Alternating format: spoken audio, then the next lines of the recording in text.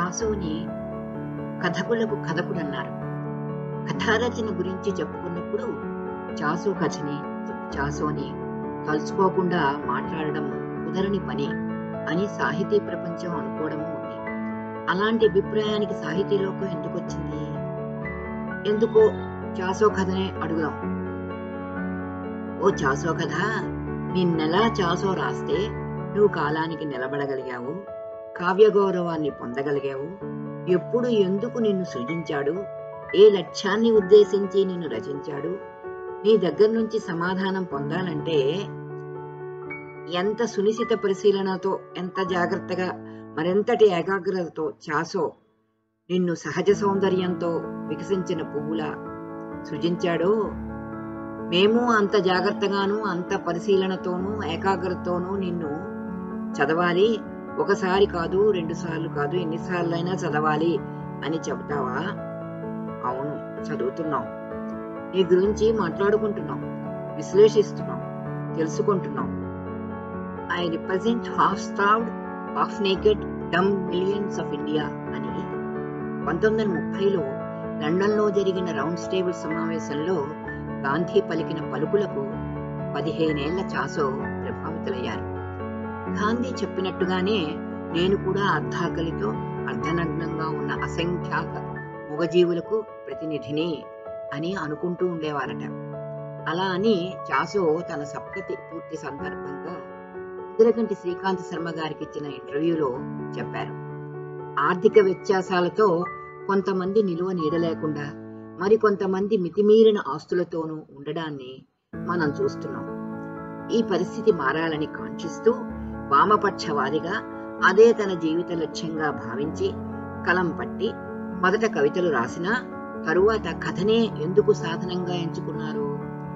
సాహిత్యాన్ని చారిత్రక దృక్పథంతో చూస్తూ ఆనాటి భావ కవితలలో ద్యోతకమైన కళాత్మక విలువలను ఒప్పుకుంటూనే వాటిని యథార్థాన్ని విస్మరించి చేస్తున్న రచనలుగా చాసో భావించేవారు.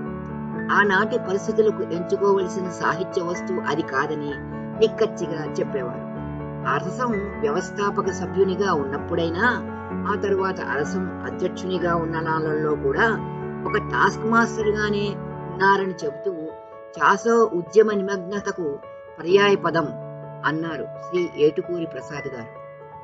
చాసో సాహిత్య సృజనను 1941 భారతి మాసపత్రికలో పడిన ధర్మక్షేత్రం కవితతో మొదలుపెట్టి 1943 నాటి అరసం తొలి సంచికలో ప్రచురించిన కుంకుడాకు కథ నుండి 1988లో రాసిన చివరి కథ వరపు వరకు చదివి చూస్తే బీదసాదలకు ప్రతినిధిగా నిలుస్తూ ఆ మూగజీవులను రక్తమాంసాలతో మన కళ్లకు కట్టేలా చిత్రీకరించిన వైనం మనకు ఆయన కథలను చదివితే తెలుస్తుంది. 1945లో ప్రచురించిన ఊర్జువా కుక్క కథను ఒక కథకుడి చేతే చెప్పిస్తూ నడిపించిన విధానంలోనూ ఆ వర్గ జీవితాన్ని దొరపవలసిన రీతిగా దులిపి రాశాను. రాస్తున్నంతసేపు నా చుట్టూ ఆనందం గువ్వపిట్టలా గుబాలించింది అని ముగించడంలోనూ చాసో దృక్పథం స్పష్టంగా తెలుస్తుంది. పాత్రల అంతఃస్వరూప చిత్రణే ప్రధానం అని నమ్మే చాసో అవసరమైతే తప్ప పాత్రను వర్ణించరు. అంతఃస్వరూపాలను బహిర్గతం చేయడానికి మనుషులను, వారి స్వభావాలను, పలు సందర్భాలలో వారు మాట్లాడే మాటలను బాగా పరిశీలించాలి, జాగ్రత్తగా వినాలి. మనుషుల అంతఃస్వరూపాలను ఆకలింపు చేసుకున్న నిశిత పరిశీలకునిగా చాసో కథలు చాసోను నిటారుగా నిలబడతాయి. కథారచనకి సామాజిక వ్యవస్థ, మనిషి జీవితము, ప్రకృతి ప్రధానం. వీటి గురించిన శాస్త్రీయ అవగాహనతో కూడిన విమర్శనాత్మక వాస్తవికత ఆయన కథలలో కనిపిస్తుంది. జీవితమే ప్రధానంగా కథలను చిత్రీకరించడం వల్ల అవి నిత్యనూతనంగానే విరాజిల్లుతున్నాయి. కథ రాసిన కాలం నాటి పరిస్థితులకి ఇప్పటి పరిస్థితులకి కొన్ని మార్పులు వచ్చినప్పటికీ అవి వాటి తాజాతనాన్ని పోగొట్టుకోలేదు. ఉదాహరణకి ఏలూరెల్లాలి, కుక్కుటేశ్వరం, బొమ్మల పెళ్లి కథలు ఇప్పటికీ తాజాగానే ఉన్నాయి. కథలో రచయిత కనిపించకుండా సహజ వాతావరణంలో పువ్వు వికసించినంత సహజంగా కథను సృజించగలిగినందుకే వాటికి తాజాతనం. తెలుగు భాష సొగసే, ఉత్తరాంధ్ర మాండలికంలోని సంగీతమే, పలుకుబడులే చాసో కథలకి సహజ అలంకారాలయ్యాయి. మానవ జీవితాధ్యయనంతో పాటు సమకాలీన సాహిత్యాన్ని చదువుతూ విశ్లేషణ విమర్శనలతో రోణంకి, నారాయణబాబు, శ్రీశ్రీలతో కలిసి 1934 నుండి 6 సంవత్సరాల పాటు గడిపారు. ఆ క్రమంలోనే చాసో కథలు, నారాయణబాబు రుద్రజ్యోతి, శ్రీశ్రీ మహాప్రస్థానం రూపుదిద్దుకున్నాయి. గంభీరాధ్యయనంతో పాశ్చాత్య సాహిత్యాన్ని చదివి జీర్ణం చేసుకున్న చాసో తన సృజనలో ఆ సాహిత్యాన్ని మందలించలేదు. ప్రపంచ స్థాయి ఉత్తమ సాహిత్య సృజన చేయాలనే తపనతో కళాత్మక విలువలలో ఏమాత్రం రాజీ పడకుండా ప్రజల పీడిత జనుల పక్షం వహించి కథలను చిక్కగా అల్లారు. విజిగాడు గూడు సరిచేసుకో, నీకంటే మంచి పనివాడు మా చాసో అని శ్రీరమణ గారు చెప్పగలిగేటంతగా చాసో కథలు ఉన్నాయి. చాసో పాత్రలు ఉపన్యాసాలివ్వవు. కథలో అవసరానికి మించిన చిన్న సంఘటన గాని గుల్లి వివరం గాని కనిపించవు. అవసరమైన అంశానికి చెందిన సూక్ష్మాతి సూక్ష్మ వివరం కథలోంచి జారిపోదు. ఒక్కో సందర్భంలో అది కథకి ఆయువు పట్టవుతుంది. ఉదాహరణకి ఎందుకు పారేస్తాను నాన్న కథలో మాస్టారు అటెండెన్స్ రిజిస్టర్లో రాసిన డిస్కంటిన్యూడ్ అనే పదం అటువంటిదే. ఆ చిన్ని పదం జ్ఞాపకం రావడంతోనే కృష్ణుడికి దుఃఖం పొర్లుకొంటూ వచ్చింది. పొంగుకొస్తున్న దుఃఖాన్ని ఆనకట్టలు కట్టి దిగమింగుతూ స్తంభానికి జారబడిపోతాడు. ఇంకేముంది, చాసో కథ ముగింపుకి దానంతట అదే చేరుకుంది. కృష్ణుడి మనసులోనున్న దుఃఖ మహాసాగరం చెలియల కట్టను దాటి మనలను నిలువునా ముంచేస్తుంది. కథ చాలా సునాయాసంగా రాసినట్టుగా మనకి అనిపిస్తుంది. కానీ ఆ చిక్కదనాన్ని, ఆ నాణ్యతని, క్లుప్తతని కథకి చేకూర్చేదాకా చాసో పడిన మేధోమథనం ఏ పాటిదో రచయితలకు తెలిసినదే. చాసో తాను ఎంచుకున్న వస్తువుకి తగిన కథాశిల్పాన్ని ఎలా మలుచుకున్నారో చూస్తే అవి అంత సులభంగా రాయగలిగినవి కావు అని తెలుస్తుంది. కథలలో అనవసర వర్ణనలుండవు. అవసరమైన మేరకు అవసరమైన సందర్భంలో వర్ణించడానికి గల ప్రాధాన్యతను మరువరు.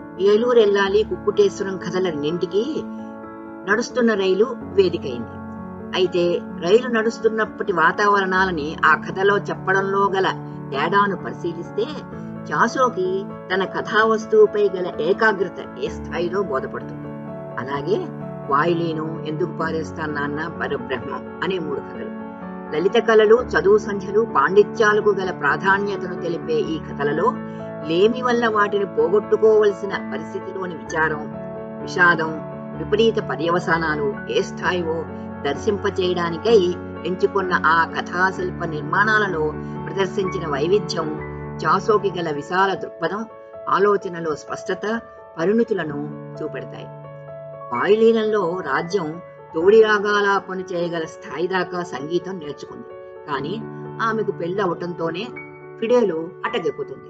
ఎవరో పాడుతూ ఉంటే వింటూ సంగీత రసాస్వాదనలో జబ్బుపడి లేచిన ఆమె మైమరుస్తున్నప్పుడు ఆ సంగీత రాగాలు, స్వరకల్పనలు మనకి వినిపిస్తాయి.